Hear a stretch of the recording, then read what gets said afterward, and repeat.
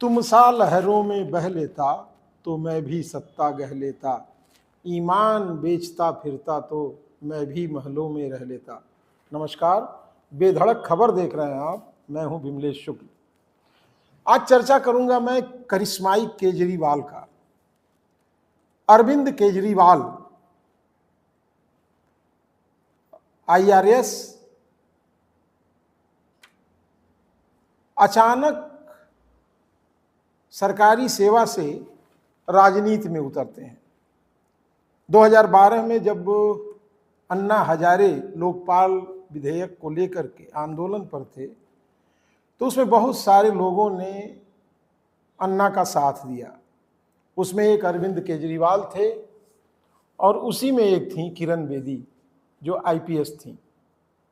दोनों का एक अच्छा खासा नाम था।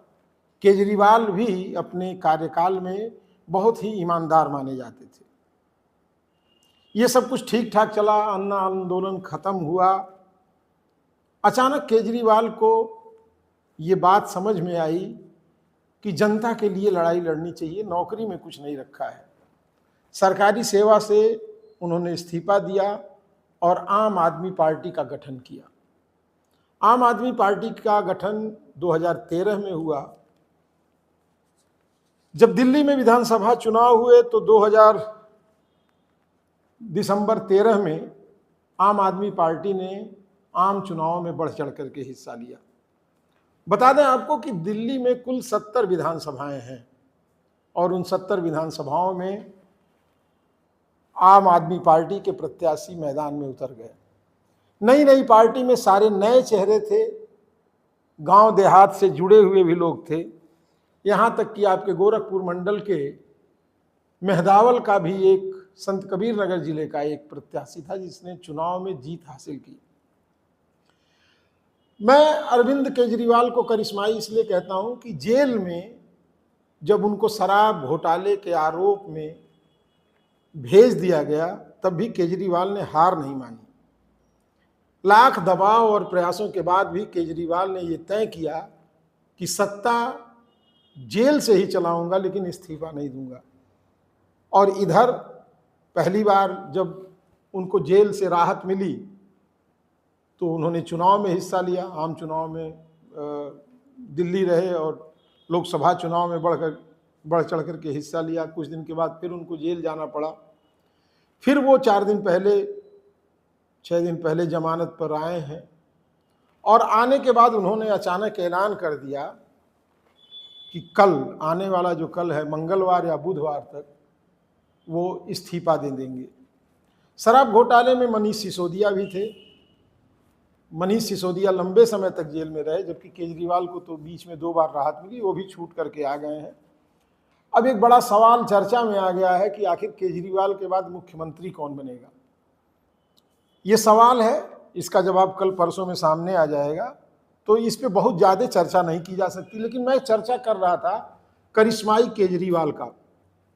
अब देखिए, अचानक साल भर के अंदर पार्टी बना करके और दिल्ली में 70 में से 28 सीटों पर जीत दर्ज करना एक बहुत सामान्य बात नहीं है। ये एक करिश्मा ही कहा जा सकता है।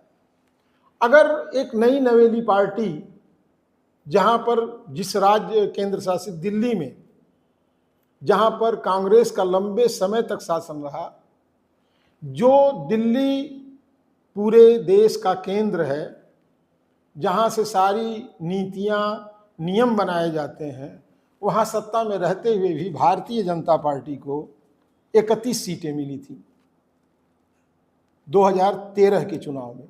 सबसे बड़ी पार्टी होने के बाद भी कांग्रेस से भारतीय जनता पार्टी हाथ नहीं मिला सकती थी।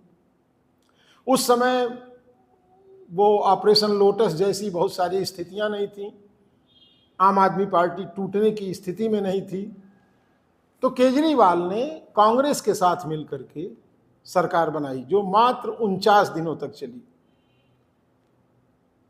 और ये 49 दिन वो मानस में है ना, चले मरु तो 49 तरह की हवाएं होती हैं और उन हवाओं ने केजरीवाल का साथ नहीं दिया।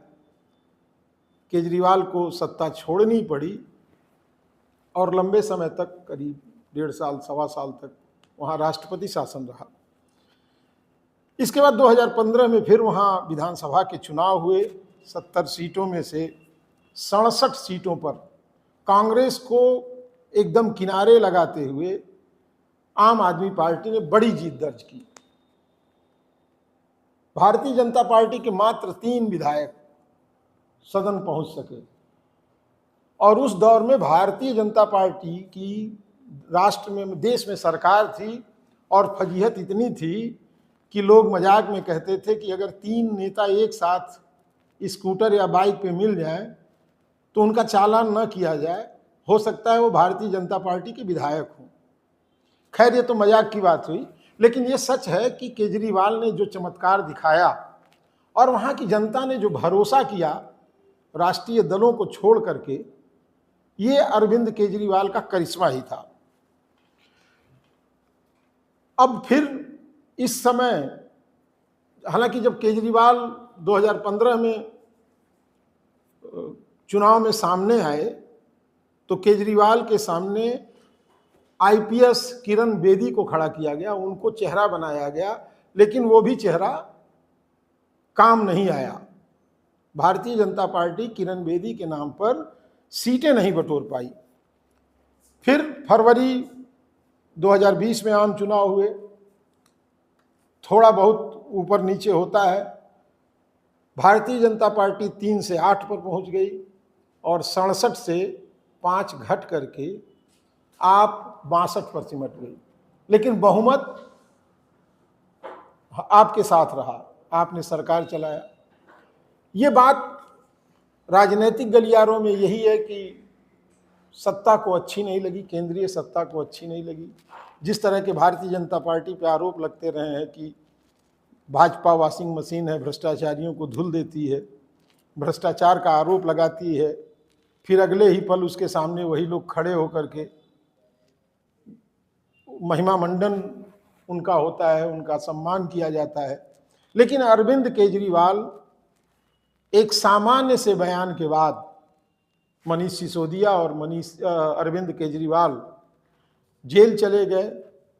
जेल जाने के बाद लंबे समय तक साक्ष्य नहीं प्रस्तुत हो सके, तमाम दिक्कतें आती रहीं। अंततः दोनों लोग जेल से बाहर आ गए हैं और दोनों लोगों के जेल के बाहर आने के बाद राजनीतिक बहस एक बार फिर शुरू हो गई है। अरविंद केजरीवाल ने फिर इस्तीफे की पेशकश कर दी है। अब